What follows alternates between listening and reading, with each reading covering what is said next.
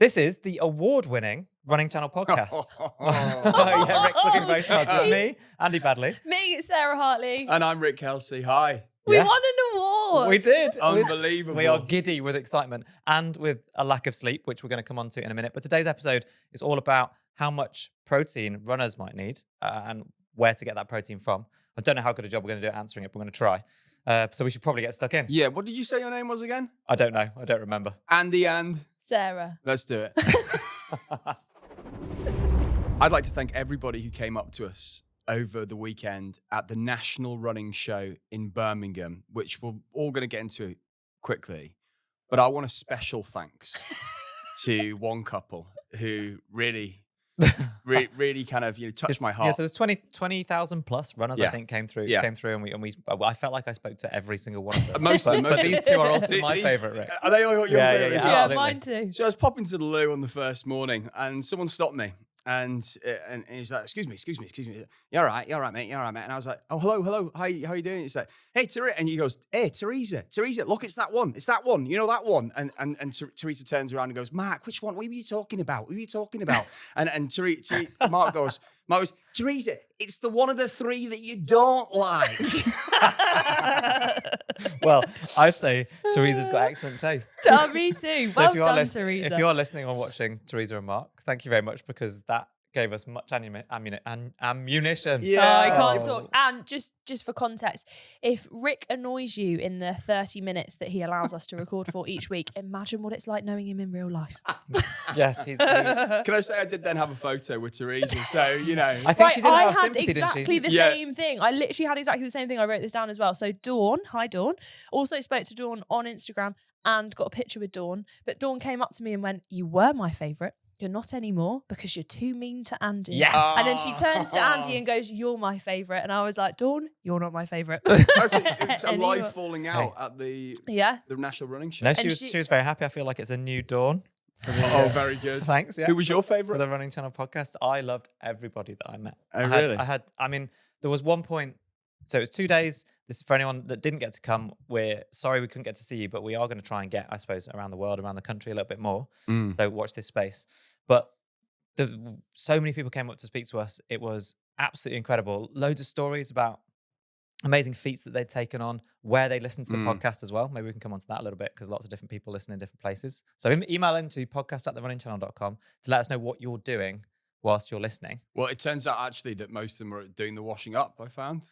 We had washing up, we had dog walks, we had driving. Dawn actually listens to it while she goes to sleep, and she says it takes us 10 minutes to make her fall asleep. She certainly doesn't want it any longer then. No, and then her husband is like, and then I listen to the rest. Yeah, he's like, I listened to the whole thing. And I'm a cyclist. I thought that was a bit of a diss, but she did say it was like, it's not the first time she's listened to it. Oh, when she used it. So I feel like we are Dawn's friends, helping her to gently drift off and get a good night's sleep for recovery. Is it weird for the running. if right now we go, night, Dawn? Good night, Dawn. We're inside the first 10 minutes. She's still wide awake. So if you are listening, then hopefully we won't keep you. This is so strange to think about it. Let's not go too far down that rabbit hole. Don't take your teeth out.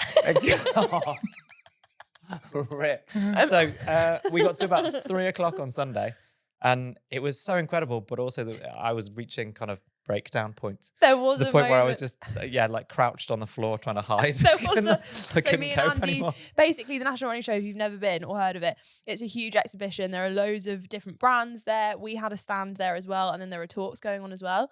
Me and Andy did a couple of talks each day, and then I think on the second day our talks were much closer together, so we didn't really like factor in when we were going to have a bit of a break in lunch. So we had like one talk at 11, then we had another one at 1, and then before we know it, it was like 2:30, 3 o'clock. Oh, is that where you kept going? No, and Andy we were doing actual work, mate. Yeah, we were I still thought working. you were just slacking off. No. You Yeah, just we were leaving me to man the fort. We were telling people how to run slower to get faster, and then we were going through running terminology. Rick, Which how is come I wasn't invited to do that? Well, there's a very good reason. We did actually reference you within that talk, saying, it's a good job Rick's not here, because he wouldn't understand what any of this means. Although, to be fair, most of the talk was just me going, concentric and eccentric. Andy. Yes. Yeah, Sarah just read out the stuff on the slides and then turned to me to explain.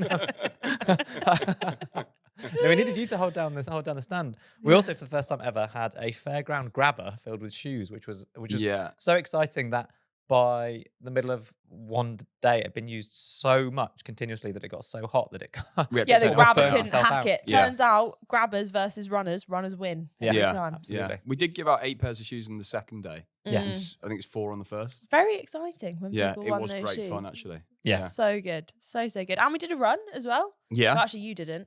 I didn't know I did a VO2 test. Oh, yeah, you did. Oh, yeah. What were your numbers on the VO2 test? So we don't As have in, the exact... how easy it is for your body to bring in oxygen. Correct. And use it. And use it. Yeah. Sorry. That's why Such a smart. This is why you went on the stand. No, we did live VO2 Max tests each day with an amazing piece of portable kit called the VO2 Master. Yeah. And Dr. Gary. Genuinely terrifying. Like, if you think a VO2 Max test is bad enough, which essentially, like, most of the times when you go to do it, you'll have a mask on, you'll be all wired up, you might get your blood taken in a lab. Oh, it's so much better because you only have to wear a mask. But just to make it worse, we've added an audience. Yeah, And then just an to make audience it of even 100 odd worse, people we've that were given watching. Andy a mic. And Andy didn't have to do the VO2 Max test. Oh, yeah, he didn't so have to Andy was do just it. there chatting rubbish whilst we were Sarah. absolutely busting our guts. True. Did you find it difficult to breathe in the mask? So I actually found it easier, and Yeah. I'm sure there is absolutely no science within this. But Easier? I was trying to, but I've done it before. So I was trying Oh. to explain to someone that before I think it was harder because in a lab the mask was attached to a tube which was then quite long and went into something. So I think in my mind I was trying to breathe out enough so that I was like pushing the air down this tube. Whereas with the little I worry about you sometimes. Yeah, I know. Yeah. There's I think literally your brain works in a very strange way. There's no scientific boundary to this at all. But with the mask, it was like so around your face and not actually. I don't find it too intrusive, so I actually found it quite intrusive. nice. The faster the treadmill got, the more intrusive I found the mask. Oh, really? became. It's a bit And I- claustrophobic, isn't it? Claustrophobic. You I also thought- you couldn't look down, so you couldn't couldn't see look your feet, down. which I you thought- actually need when you're a treadmill. And yeah, exactly. And then Gary, who was running it, Dr. Gary, Oh, he was Gary. saying, come a little bit tighter to the front. Oh, yeah, because you you were couldn't almost see off where the your bat. feet were. Yeah. Yeah. And I found once you got to around about 11 or 12 kilometers an hour, Mm-hmm. that was when I was kind of, I want a bigger mouth to get more air in. You were very pink by the end. Yeah, well, it was Saturday night. Quite was pink a when it bit- started. Well, there's a bit of a reason to that. Saturday night was a bit punchy on the Gavi. It was a bit Of course it punchy. was. It was a Hey, bit Rick, punchy. you strayed away from the Gavi. When I left you on Saturday night, you were drinking cocktails. He had a mojito, I think. At the Amazing. end of the night. Yeah. Because I'd had enough of the G-Dog by that point. Yeah, you thought, you know what I need ahead of my VO2 No, Max test? you can Yeah, never is a have enough of the mojito. G-Dog. I should have done the test on the Saturday, not the Sunday. That's what and I I think did. my Got it numbers out. would have Yeah. been more impressive. I- What were your numbers? I think so. Gary Sarah's still was needs high. to send it over, but because Okay. I'd done it before with everyone else, he was like, "You guys dictate when you want to come off." And then I told him I'd done it before, so I was like, "Oh, I think I'm ready to jump off now." And he was like, "No, you can do it. Carry on." And I was like, "Gary, I can't." But no, I think it was somewhere between like 54 and 56. I think. I but it's definitely saw average. figures on your screen that were in this, like around about 60 right at the end, but they take an average over that Yeah. final minute, so I don't think it'll Yeah. go quite as high as that. I think And I then was Rick's was in the 55. 50s, yeah. Yeah. It was really impressive effort from both of you. Not quite as impressive. So if anyone in the UK has been watching the new Gladiators reboot on the BBC, yeah. which is incredible. Travelator. The Travelator at the end, which comes at the end of the Eliminator. So it's basically a treadmill on an almost 45-degree angle. Yeah. And there was one for us to try out. How did that go, Sarah? Right. So we'd just done our morning run on the Sunday. I think you'll be able to, by the time this podcast goes out, you'll be able to seek this out on the Running Channel Instagram. Genuinely one of the most embarrassing moments of my life because we went Well, over. I loved every minute of it. Well, we went over so that Andy could do it. Yeah. And you know, warmed up a little bit, got a bit into it. Yeah. Up you went. Fine. Then we were also. It wasn't that easy though. It was. It was hard, but you made Yeah. it look relatively effortless. Then Thank you. You're welcome. Then we were also with Jess. Jess again, was difficult, but she also flew up it. Yeah. So in my head, I was like, right, well, if they can do it, I can do it. Can't be that hard. Attempt number 1. Face planted Oh, God. into the travelator. Yeah, it's quite bouncy. Proper like I've got a bruise on my hand because I put that down first. Not like bad, but then second attempt, I was like, okay, I'm doing something wrong here. I'm going to try and leap a bit more. Yeah. I leaped again, face planted. The guy running it had to explain to me how to do it. He gave you a little coaching one-on-one Yeah. as to how to get onto the Travelator in the first place. Yeah. So then attempt number 3, I made it. Yeah. Got almost to the top. And then just stayed in agonizingly about, 2 or 3 feet short of the top and Yeah. couldn't get there and then just slowly slid back down. It It's Someone filmed this? Yes, we did. It'll be on our social channels. all been Genuine, filmed. but I did it again and then actually made it to the top. Yeah. What was it? Because you're fast. It's so It fast. is It's also fast. such It's really it's steep. so at an angle. You know, the only thing I can relate it to is, you know, when you're on a bike and you go up a really steep hill and you eventually get to, like, sometimes a hill is just so steep that you're like, I just can't. Can't just do it. That top is lost what it was sideways, like. yeah, pedals, Awful. Yeah. So Awful. actually, respect for, because as a kid, I always watched that and I wanted to do the Gladiators assault course so badly. I don't think I'd have been able to do the hand bike, and I still wouldn't be able to do the hand bike thing. Although I think in the new series they've changed it for the the ladder that you swing across. Oh yeah. But then I like new respect, I think, for how hard that would be at the end of probably 90 seconds of pretty hard physical effort to then gather yourself and sprint straight up it. It is hard. Also, the people running it were just such good sports. They Yes, loved they were. it. So good. So good. So yeah, we had a great weekend. We're completely exhausted. Hopefully it's coherent. I know that people actually quite enjoyed some of our podcasts when you two have been Oh drunk my from, gosh. from The Run Home for happiness Christmas and wine. podcast, people demanded more of those.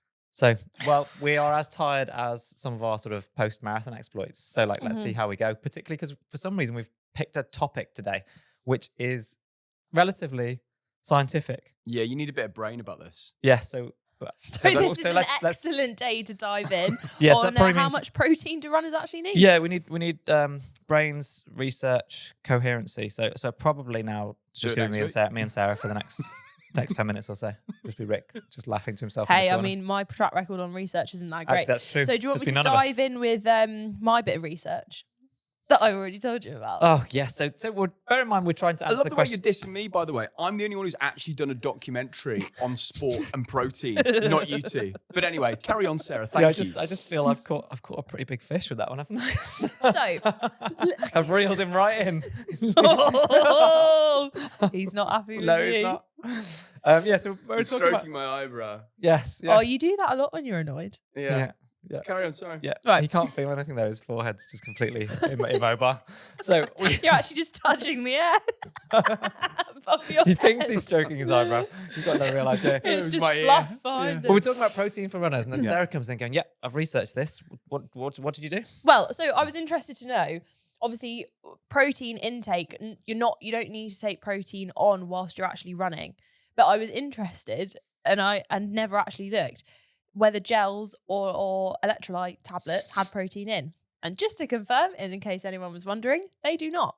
So I didn't check every single gel in the world. I just checked what I had in my cupboard at home, but all of it was 0. So your research involved checking the things that are designed for both hydration and energy. Neither particularly famous for protein content. No, but I was just wondering. Yeah. You know, you're just Okay, curious. Well, never let it be said we're not thorough until in about 5 minutes' time when everyone goes, that wasn't very thorough. but we're going to do our best. Well, So yeah, should we- Rick has done a documentary about this, which Yeah. because it mainly focused on protein supplements. Is that right? Yeah. Yeah. And whether or not you need to take supplements to support your training. So I was talking pretty generally about sports. Yeah. But I was doing a lot of running and training for the London Marathon at the time. And it's like, well, do we need to spend all this money essentially on taking supplements? And to summarize, most people don't need supplements to top up Specifically for protein or generally? specifically for protein. Yeah. Don't need a protein supplement if you've got a balanced diet. You don't need to. But the Interesting. caveats always kick in about when you take protein. And one of the key points for runners to take protein is in the 30 minutes after you've finished running, as far as taking it in. And it's difficult to cook up, a full 3-course dinner with chicken, veg, and So that's when and the convenience potatoes. of like So a the protein convenience bar of or a shake protein comes in, shake, right? that's when it really kicks in. Yes, I think the 30-minute thing is definitely like the optimal. I think there's still some good science behind, if you've missed that window, you should still try to fuel and get protein in. It's just like you might not be as optimal. So it's not like, oh, I haven't had anything in 30 minutes. Now it doesn't matter. It still gets something in. Can we start though with, why do we need protein? Why do we need protein? So a few different reasons. So I've got my notes as well. So if anyone sees me looking at my phone, that's why. The couple of reasons that you need protein. So one, which is probably not the most important thing, is that runners will burn protein as a small proportion of their fuel source. So, for example, studies have shown that around 5% of the energy that you burn during exercise might come from oxidizing protein. And that could rise to 10% if your muscles are low on glycogen. So if your glycogen is depleted, like you'd be in a longer event, like a half marathon or a marathon, then you might get to the point where a small portion of your energy, 5 or 10%, is coming from protein. So that might mean that runners need slightly more than the kind of the general public during, or because to account for that exercise. But then the main thing, I suppose, is to repair and rebuild tissue, Heal, like muscle basically, tissue. yeah. So you are doing small amounts of damage. And that's that damage that gives you the adaptation to be better at exercise. But in order to make that muscular repair, you need protein to help you do that. And what's that great phrase that you always use? Something like conservative overreaching. Oh, yeah. Functional overreaching. Functional overreaching. That's it. Yeah. So if you like to get better at stuff, particularly exercise, you need to do functional overreaching. So if you just did if you gave your body the same stimulus every week, so you ran the same distance in the same pace, or you lifted the same weights in the gym, the same number of repetitions, then you'll maintain that level that you're at. But there's kind of like diminishing returns, and so you're not going to get better. You're not going to improve, unless you're coming from a level where you've previously hardly done anything at all. But if you're wanting to get better, so either get faster or to be able to run further or to be able to lift heavier weights, then you have to do something called functional overreaching, which means that you add a new stimulus to your body. So you're making your muscles do something that's harder than it was before, so lifting a heavier weight, or you're running slightly further than you did before in a long run, or you're running slightly faster than you did before, or you're using slightly less recovery than you did before. But the functional part means that you're like stressing yourself and your body a little bit, but not overreaching to the point of injury or breakdown or like burnout. And because of that, you need a little bit more. So if the recommended daily allowance for an average adult is 0.8 grams of human Definitely don't need humans. 0.8 grams per kilogram that you weigh. So if you weigh 80 kilograms, then you need about 64 grams a day of protein. What is it for running, Andy? So you need to go up a bit. So I think for a while, people have thought that endurance sport in general needed a little bit more.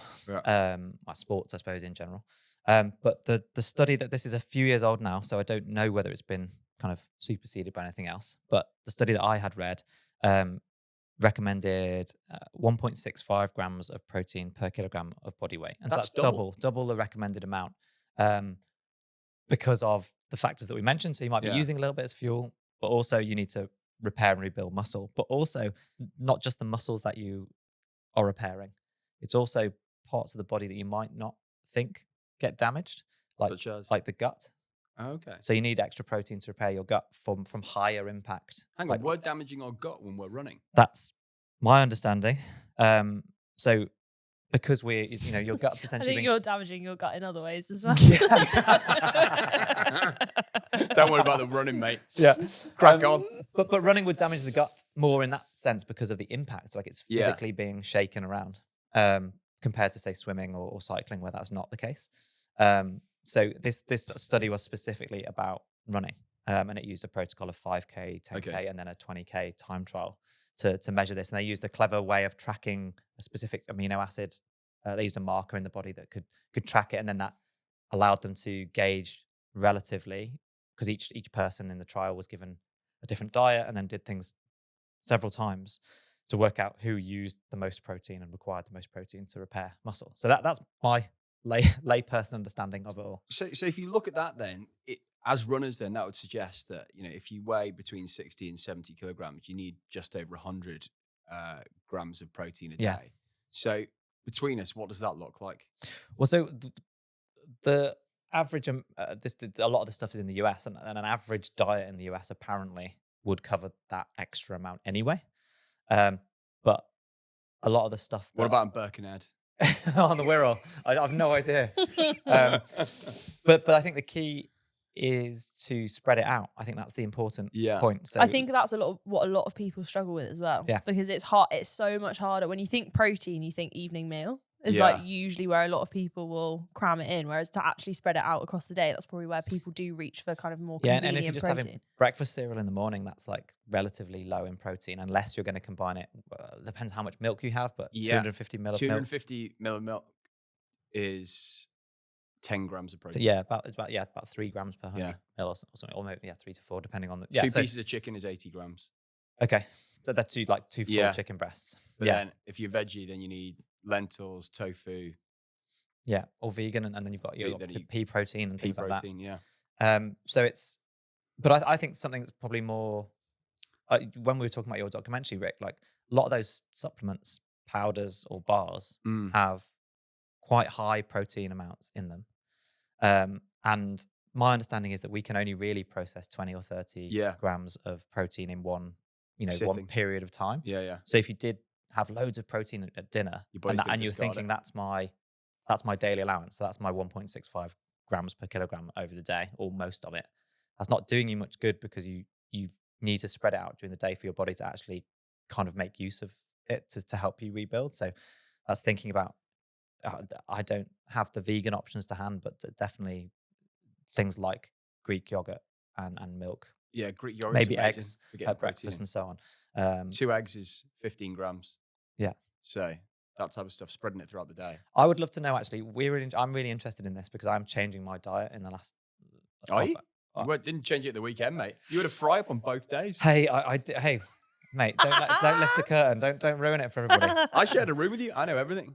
Yes, that's true. But likewise, so do I. So, actually, this is a great point to segue into what's Rick's evening skincare routine. I don't know. But he was in the bathroom for 45 minutes. The reason I don't know is I was asleep by the time he'd finished doing it. Yeah. He wheeled in 2 suitcases. One had clothes in. One had skin caviar. Yes, exactly. One was just fully skin regimen. Skin caviar. Is that actually a thing? Yeah, it's good. Is it? It's really good. Is it? Skin caviar and fish oils. Anyway, my question was going to be before you so rudely. Does that have any protein in it? I imagine it does. I think he's eating his skincare products. They're way too expensive. Yeah, what about through osmosis? Yeah. Oh, yeah, that's true. That's quite a big word for me. That was. I would love right now for you to explain osmosis. Well, when I was at school, all the kids used to say that instead of revising, you should just fall asleep on your textbook, and then it would go in by osmosis. So I actually have a really thorough understanding of what that means. I think that's actually pretty accurate, because stuff moves from a higher concentration to a lower concentration, and those books would definitely have had a higher concentration of knowledge. Lower concentration of knowledge. Yeah. Oh wow. Okay. Anyway, protein.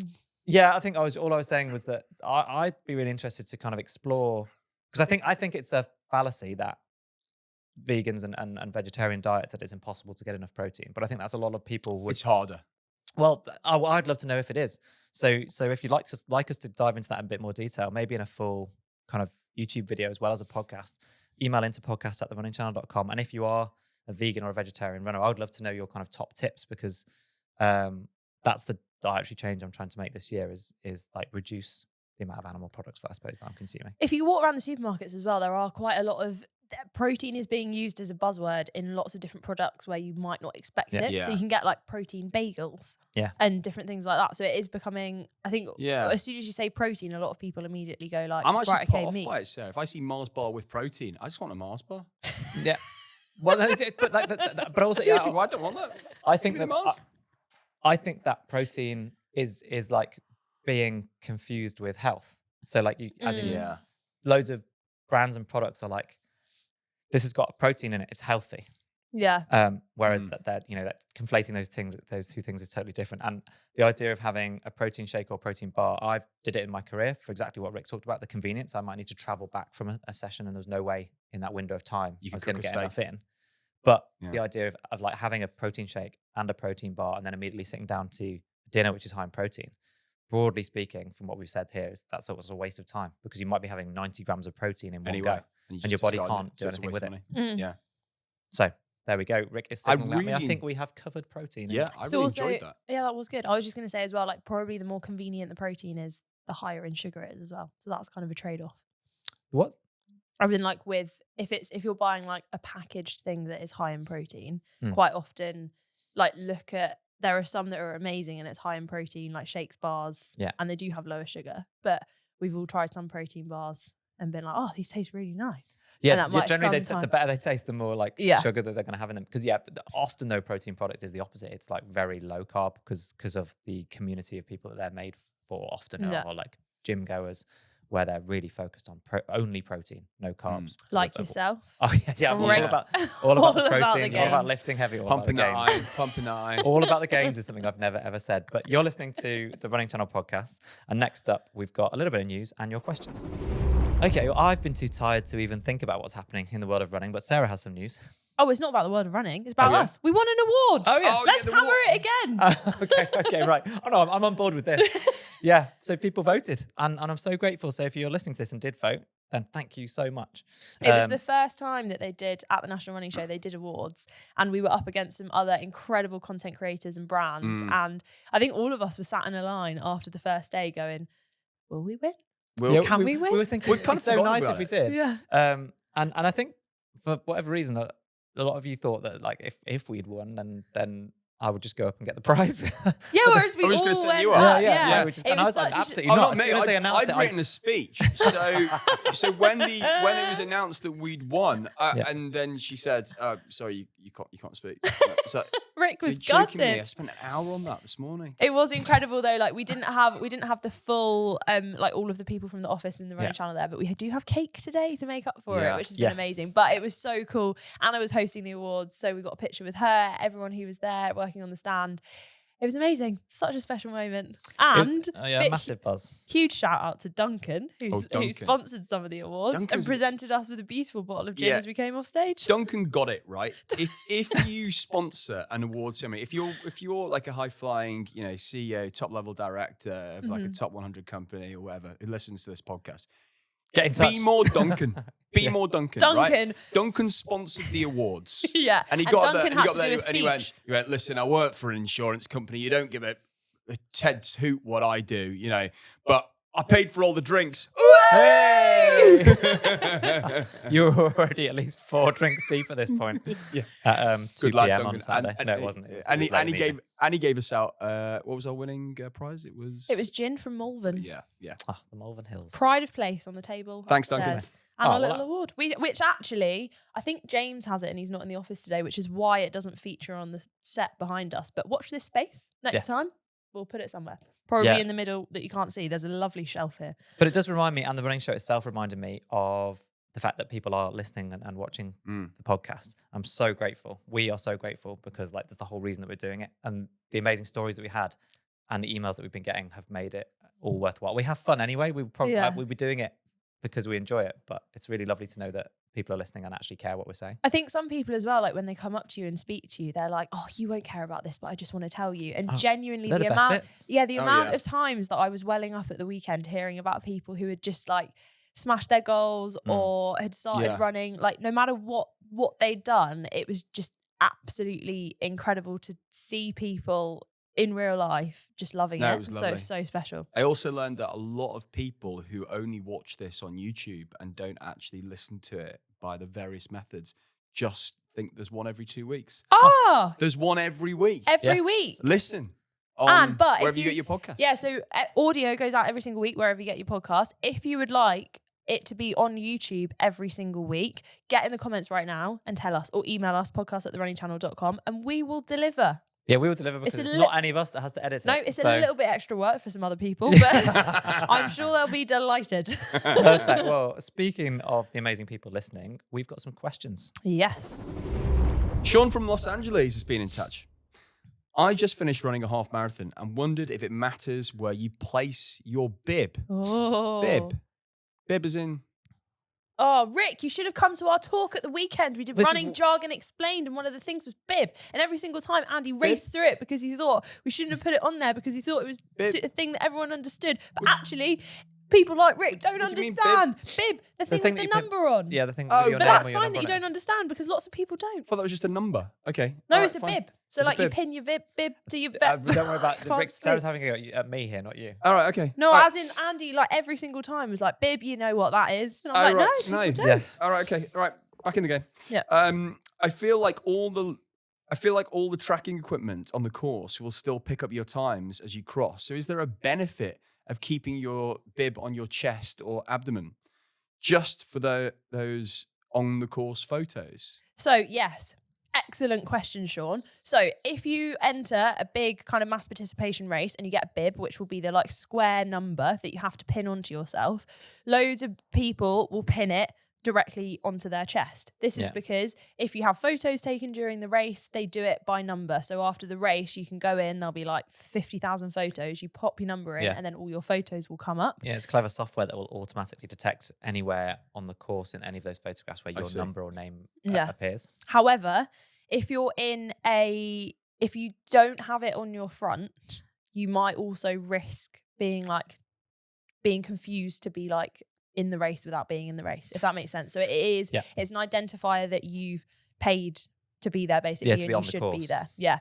As some races, like I know you had this with Valencia, you get like a wristband as well, which is what people check. But that's kind of for big marathon races, most of the time it is your bib, which is your identifier that means that you should and be sometimes there. they got colored. Mine at Valencia had each wave was a different color bib, and you had to show that in order to be allowed into the start corral for your wave, so that you couldn't kind of so it does then it does matter where you place it. Well, I would say it's in longer distance races where you might be like in ultras, for example, where you might be having a pack on or putting a jacket on and off as the weather changes. Then a lot of people put it on their leg, they'll pin it to the outside of their shorts. I so also it's think visible. that looks quite cool personally. If I do races in London and I'm in shorts, I always pin it to my leg. Because you think it's cool. I just feel like it's cool. Also, I feel like pinning a bib to your chest is slightly sexist because most men have a much longer torso than women.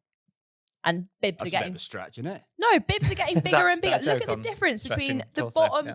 Oh, nice. Look at the difference. Like, so I'm speaking from myself. I will wear high-waisted shorts, and then I'll have a sports bra. I have a gap that is like 15 centimeters, and that is much bigger than a bib. So if I pin it to my leg, my thigh is much longer, so I can fit it on there. Well, you can pin it wherever you want. It doesn't really matter. Sometimes your timing chips on your shoe. So you agree as well. with Sean then? You can pin it wherever you want. Yeah. Although we did have an email, like in one of the very first podcasts that we did, where I think someone said that they came from triathlon or cycling, and so they did their first running race and they'd pinned it to their back because that's what they were used to. I see. And they were like, when you're hunched over on the you're more likely to see the number. Yeah.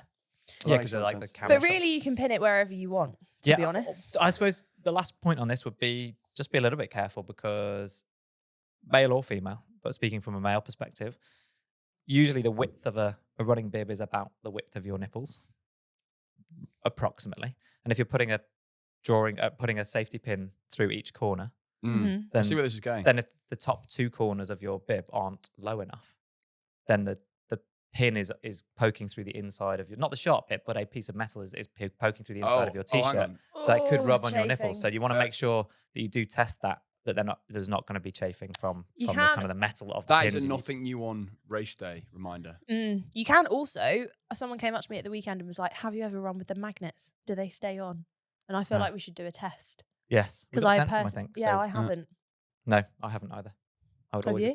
Sometimes I used to get very excited at the race. Of course you did. Yeah. Where you'd get an adhesive race bib because they didn't have chips in on the track, so they didn't have all of that stuff. I prefer that, I think. Yeah, wait, so as in you just stuck it to yourself? You just peel off a big label and slap it on your chest. Most of them do That's the elite level adhesive, isn't it? Most you don't see. Well, if you pins. do like, no, they're all pins. Were You just they can't see pins? it because the cameras aren't really close enough. Yeah. What, Usain Bolt used to put pins through his top? Yeah. Really? Yeah, 100%. So you'd often get in trouble because the sponsors on the bibs and things like that. But I always see. a lot of runners that I knew, because they didn't have chips in, so you could do this. So don't do this if you've got a race bib with a chip in it. Would get the bib and screw it up, like as if you're going to throw it, like literally screw it up as much as they could to crush it into a little paper ball and then flatten it out again. Oh, because then it's nice and malleable. Yeah, and then it would conform to the contours of your body, and you wouldn't like get wind coming behind it, and it acts a bit like a sail. I suppose that's slightly unnecessary, but you were always looking for every little thing, and if you were running and it's quite a windy day, it was quite. It's all about off-putting. those 1%. Yeah, I want to do it. Is it an Ironman where you have your number like basically tattooed onto your arm? Oh yeah, with like a Sharpie. No, with like a No, it it's like washes it's like a temporary tattoo sticker. I think that's pretty cool. Yeah. Do we have time for another question? Yeah, go on then. Okay. People want the longer questions. Okay, all right. Anna, not Hannah, don't worry, from Kansas. I had at least 4 or 5 people come up to me at the running show at the weekend saying, "Tell Rick there's a message from Hannah." I'm a slower runner, and I find it hard to know how to adjust plans to account for that. If I go by distance, I spend a lot of time out running, then I think my plans intend to. For a 10-mile run on a half marathon training plan, I'd end up out for almost 3 hours. By that time, I then end up covering the distance intended and might not adequately be prepared for the given distance that you're going for. Have you got any advice for me? Love the channel, the podcast, and the fact you try to make your content accessible to all kinds of runners. Got Thank it. you, So not if she Hannah. does it on Hannah. time, then she won't cover the distance. But if Yeah. she does it on distance, it takes a very long time. Basically, she's spending too much time out there compared to what her training plan suggests she needs to Got do. it. And there's a bit of context that wasn't like it was a longer email, but that's where she said that for a 10-mile run it takes her 3 hours, including warm up and cool down. So if she's doing that warm up and cool down in addition to that 10-mile run, and let's be honest, at the running channel, we are always advocating that you warm up and cool down properly. Mm-hmm. But there has to be a sensible caveat to the time that it's taking you to do stuff. Yep. And if you can do a warm up at home that isn't running based, so you're somehow getting your blood pumping a little bit more, you're elevating your heart rate a little bit, and then you can do some just activation exercises at home, then you're not to speed it up. yeah, then get out there and running, and do take the first mile or so easier. But don't be spending, if you're doing a 10-mile run that's going to take you a long time, don't be spending an extra 20 minutes warming up and cooling down. That's good, that is going to be really tiring for you. So you've got to strike that balance between appropriate warm up to avoid injury and so on versus just the time that you're going to spend on your feet. I'd say don't beat yourself up about it. Just do what you can. Allocate a certain amount of time to it. I actually did used to run a lot by time, not by distance. And that allowed me to run how it felt. So sometimes I'd have a 60-minute easy run. And on some weeks that would take me 55 minutes because I did the same route every time. And on other weeks it would take me an hour and 10 minutes. And I wasn't hard on myself about that because I was just listening to my body. So it's really difficult to answer this quickly, but we'd be wishing you lots of luck, Anna, to say, be sensible about any add-ons you're doing to those workouts and those runs. You are going to have to build the confidence that you need to be out there long enough to complete it on race day, but don't do extras that are going to kind of overly fatigue you and start to worry about the amount of time that you're spending out there. And best of luck. Best of luck. Yeah, thank you. I'd email in podcast at the running channel if you've got any more for next week. Yes. Before we go to Sarah to give us her favour for this week, a lot of people came up to us at the running show and told us about how many amazing local park runs they've got by them that they get out to on a Saturday. And I was thinking, in the Wirral, we've only got one. So my little favour is put another park run in the Wirral. Okay. It's a very specific favour. I know if you're listening to this in Oklahoma right now, you're thinking, what on earth is the Wirral? But, just thought while we're here, if you could whack one on around West Kirby area, that'd be fantastic. Bit niche. Sarah. Wow. Well, I think the way that they're put on are by communities, Rick. So you need to be the one that mobilises Rick, the communities you get up to the start a park Wirral run. and start up a park run. All right, I'm happy to chip in. Great. Okay. And my very simple favour for this week, we had so many amazing chats over the weekend with people. And one of the questions that we kept asking was like, what else do you want to hear on the podcast if they said that they loved it? And it's quite difficult when you ask people that on the spot. So I guess just a continued request that if there is anything when you're out on a run and you want to know, do I need to be taking in protein? Do I need to be doing this on my training plan? How should I warm up and cool down? If there's anything that you want to know that you think could make an entire episode of this podcast that we could do as a topic, please do email in podcast@therunningchannel.com and we will do every effort that we can to turn it into an episode and waffle on about it for as long as Rick lets us. And on that note, this one's been very long. So we'll see you next time. Goodbye. Thanks for listening. Bye.